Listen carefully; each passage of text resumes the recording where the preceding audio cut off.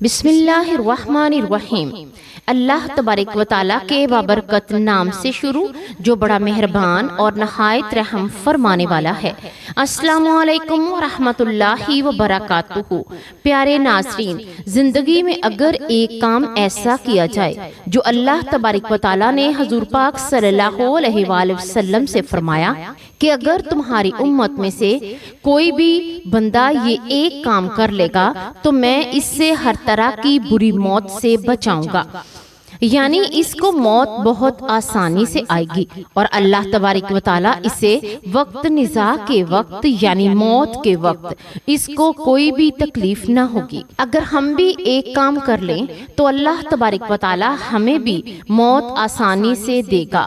پیارے ناظرین، بے شک اللہ تبارک و تعالیٰ کے مطابق ہر جان کو موت کا ذائقہ چکھنا ہے، تو کیوں نہ ہم ایسا کام کر جائیں جو ہمارے لیے آسانی پیدا کر دے۔ اس ایک کام کے بارے میں جاننے سے پہلے حضور پاک صلی اللہ علیہ وآلہ وسلم کے پیارے صحابہ کے بارے میں چند واقعات دیکھتے ہیں۔ پیارے نبی صلی اللہ علیہ وآلہ وسلم کے صحابہ کرام کیسے تھے اور ان کے ایمان افروز واقعات سے اپنے ایمان کو تازہ کرتے ہیں۔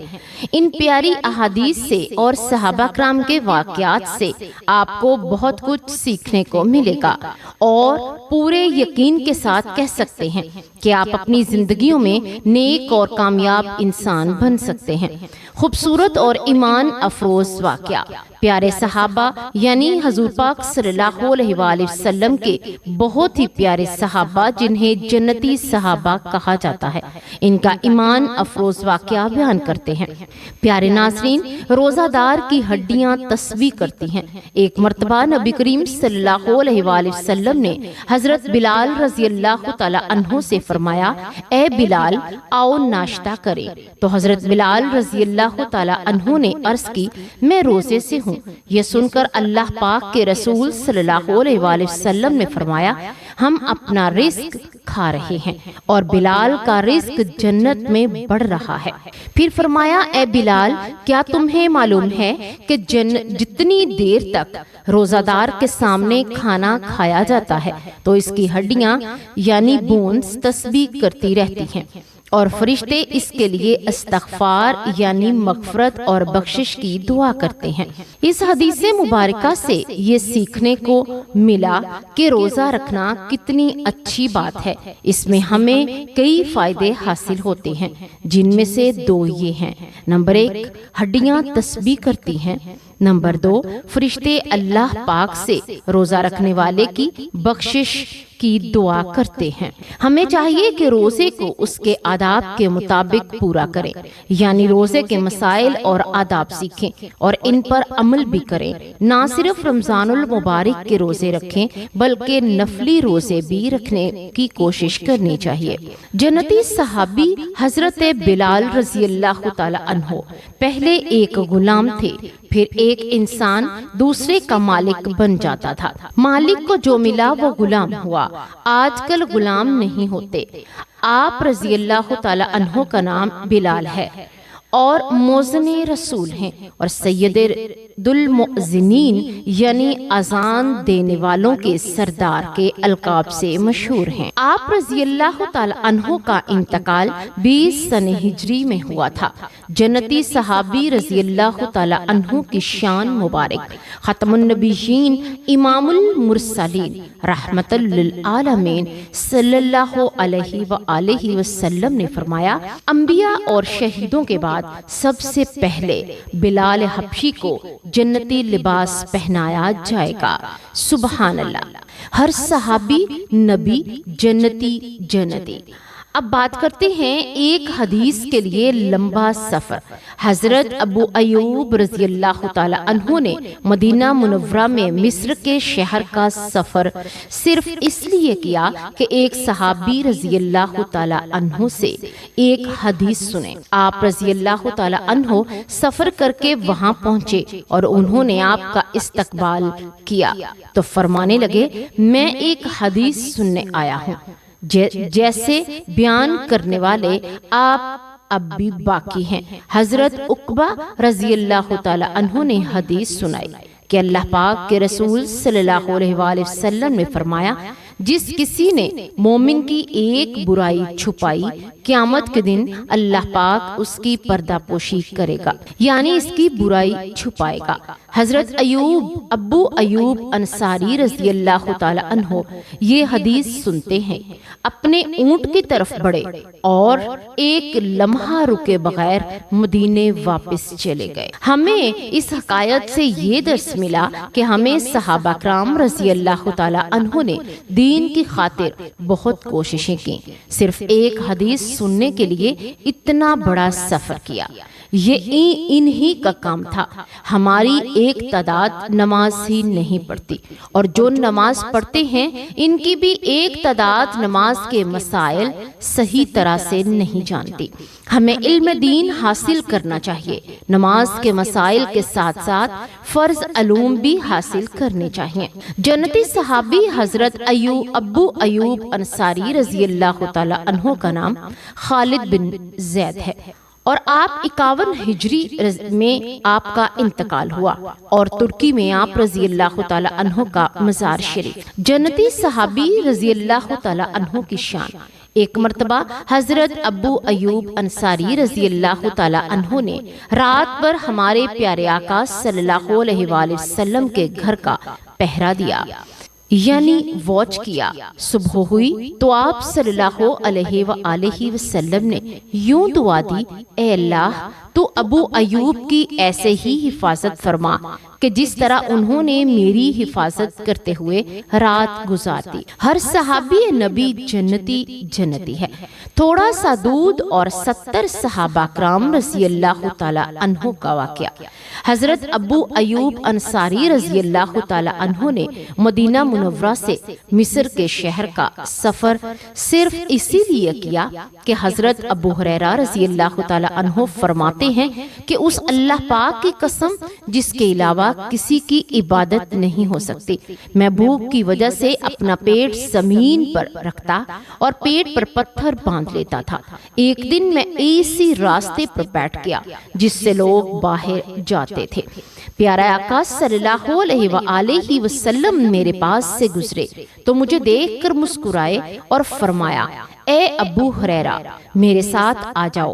میں پیچھے پیچھے چلنے لگا۔ جب پیارے آقا صلی اللہ علیہ وآلہ وسلم اپنے برکت والے گھر پہنچے تو میں اجازت لے کر اندر آ گیا۔ سرکار دو عالم صلی اللہ علیہ وآلہ وسلم نے ایک پیالے میں دودھ دیکھا تو فرمایا، یہ دودھ کہاں سے آیا ہے؟ بتایا گیا کہ آپ صلی اللہ علیہ وآلہ وسلم کے لیے تحفے میں آیا ہے۔ فرمایا، ابو ہریرہ جا کر اہل صفا کو بلا لاؤ۔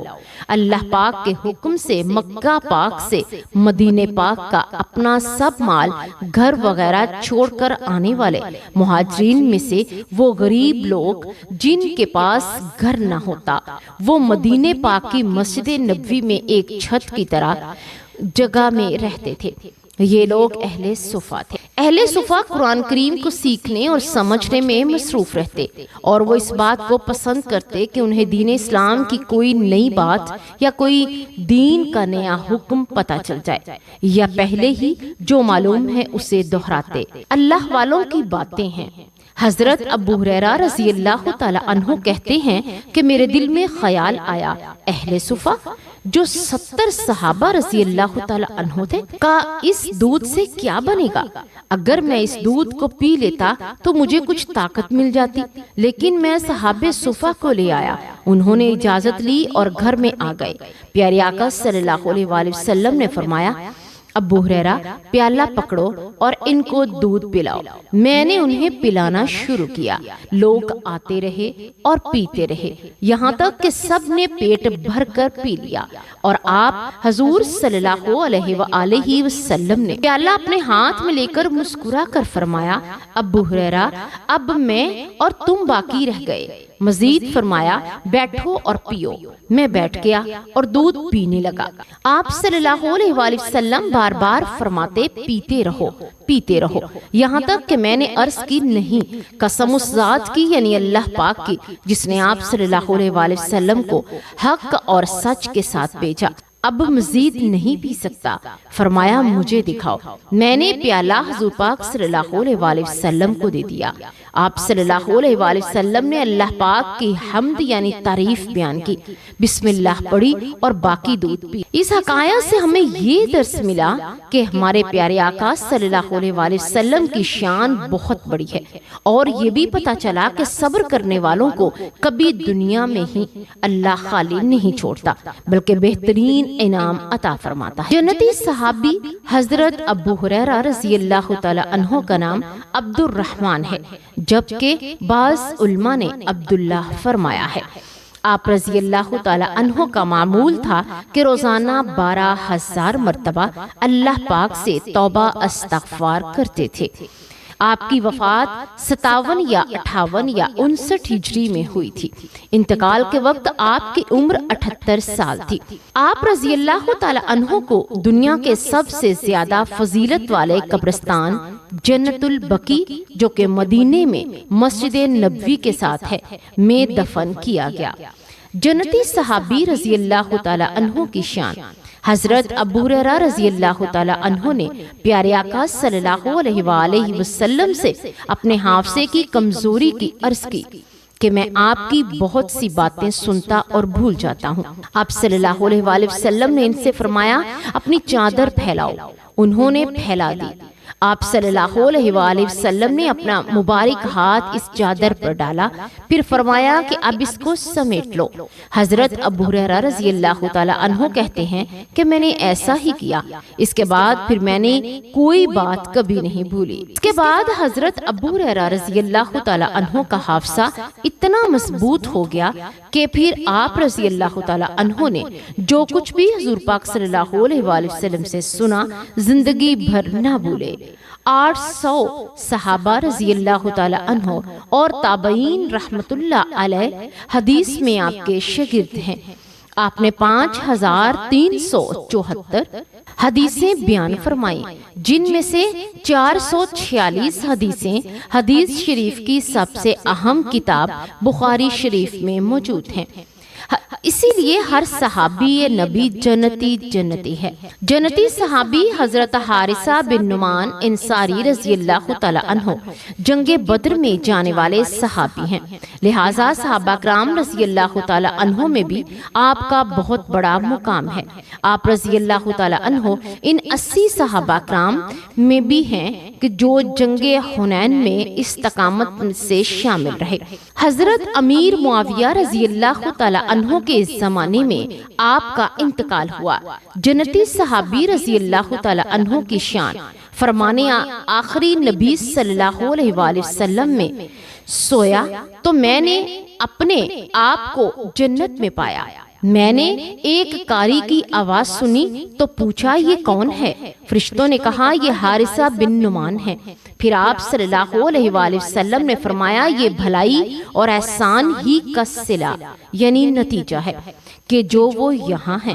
یہ بھلائی احسان ہی کا صلہ ہے کہ اس حدیث کو بیان کرنے والے کہتے ہیں کہ حضرت حارثہ رضی اللہ تعالی عنہ سب لوگوں سے زیادہ اپنی والدہ کے ساتھ بھلائی اور اچھے اخلاق سے پیش آتے تھے۔ بری موت سے بچانے والا کام۔ جب حضرت حارثہ بن نعمان رضی اللہ تعالی عنہ کی نظر چلی گئی یعنی آپ نابینا ہو گئے تو آپ نے اپنے کمرے کے دروازے میں اپنی نماز کی جگہ تک ایک رسی باندھ رکھی تھی اور اپنے پاس کھجوروں سے بھری ایک ٹوکری رکھ لیتے۔ جب کوئی مانگنے والا آتا تو سلام کرتا تو آپ رضی اللہ تعالی عنہ ٹوکری سے کچھ کھجوریں لیتے، پھر رسی کے ذریعے مانگنے والے کے پاس آتے اور اسے کھجوریں عطا فرماتے۔ آپ کے گھر والے عرض کرتے کہ یہ کام ہم کر دیا کریں گے، لیکن آپ رضی اللہ تعالی عنہ فرماتے میں نے نبی پاک صلی اللہ علیہ وآلہ وسلم سے سنا ہے مسکین کو کوئی چیز دینا یعنی صدقہ کرنا بری موت سے بچاتا ہے۔ اس حکایت سے ہمیں یہ درس ملا کہ صدقہ دینا بہت اچھی بات ہے اور ہمارے صحابہ کرام رضی اللہ تعالی عنہ اپنے ہاتھوں سے صدقہ دینے کی کوشش کیا کرتے تھے۔ البتہ چھوٹے بچے صدقے میں اپنی پرسنل رقم نہیں دے سکتے۔ جی ہاں پیارے ناظرین، ایک کام جو کر کے آپ بری موت سے بچ سکتے ہیں، یعنی اللہ تبارک و تعالیٰ آپ کو کبھی بھی بری موت نہیں مارے گا بلکہ آپ کو اچھی موت ہی دے گا، وہ کام ہے صدقہ کرنا۔ اللہ تبارک و تعالیٰ کو صدقہ کرنا اتنا پسند ہے کہ اللہ اس بندے کو اپنا پسندیدہ بندہ بنا لیتا ہے، اور اللہ دنیا میں ہی کیا آخرت میں بھی اس کے لیے درجات بلند کر دیتا ہے۔ اور جب وہ دنیا سے بندہ جاتا ہے تو اللہ تبارک و تعالیٰ اس کے لیے موت آسان کر دیتا ہے، اور اس کی موت بہت اچھے طریقے سے ہوتی ہے۔ جنتی صحابی حضرت حسان بن ثابت رضی اللہ تعالیٰ عنہ قبیلہ انصار کے خاندان خزرج کے تھے، اور پیارے آقا صلی اللہ علیہ وآلہ وسلم کے خاص شاعر ہونے کی وجہ سے تمام صحابہ کرام میں مشہور تھے۔ آپ کی کنیت ابو الولید نام حسان اور والد کا نام ثابت ہے۔ حضرت حسان بن ثابت رضی اللہ تعالیٰ عنہ نے حضور اکرم صلی اللہ علیہ وآلہ وسلم کی شان میں بہت سے قصیدے لکھے، یعنی نعتیں لکھی۔ مکے کے غیر مسلم جب نبی پاک صلی اللہ علیہ وآلہ وسلم کی شان کے خلاف باتیں کرتے تو حضرت حسان رضی اللہ تعالیٰ عنہ نعتوں کے ذریعے ان کا جواب دیتے۔ حکیم الامت مفتی احمد یار خان نعیمی رحمت اللہ علیہ کچھ اس طرح فرماتے ہیں، انشاءاللہ قیامت تک ہونے والے سارے نعت خوان حضرت حسان رضی اللہ تعالیٰ عنہ کے جھنڈے کے نیچے جمع ہوں گے۔ جنتی صحابی رضی اللہ تعالیٰ عنہ کی شان ام المؤمنین حضرت عائشہ صدیقہ رضی اللہ تعالیٰ عنہ فرماتی ہیں، حسان بن ثابت کو برا نہ کہو، کیونکہ انہوں نے اپنی زبان اور اپنے ہاتھ سے اللہ پاک کے رسول صلی اللہ علیہ وآلہ وسلم کی مدد کی ہے۔ اس لیے ہم پورے یقین کے ساتھ یہ بات کہہ سکتے ہیں کہ ہر صحابی نبی جنتی ہے، جنتی ہے۔ اللہ تبارک و تعالیٰ سے دعا ہے کہ اللہ تبارک و تعالیٰ ہمیں ان نیکوکاروں کے راستے پر چلائے۔ اللہ تبارک و تعالیٰ جس طرح صحابہ کرام بھی پیارے نبی صلی اللہ علیہ وآلہ وسلم کی شان پر جان وارتے تھے، اسی طرح اللہ تبارک و تعالیٰ ہمیں بھی یہ توفیق عطا فرمائے کہ ہم آپ صلی اللہ علیہ وآلہ وسلم کی سنتوں پر اور ان کی حدیثوں پر عمل کر کے اللہ تبارک و تعالیٰ کی رضا حاصل کریں۔ اللہ تبارک و تعالیٰ ہمیں دین کی بات سننے، سمجھنے اور اس پر عمل کرنے کی توفیق عطا فرمائے۔ آمین یا رب العالمین۔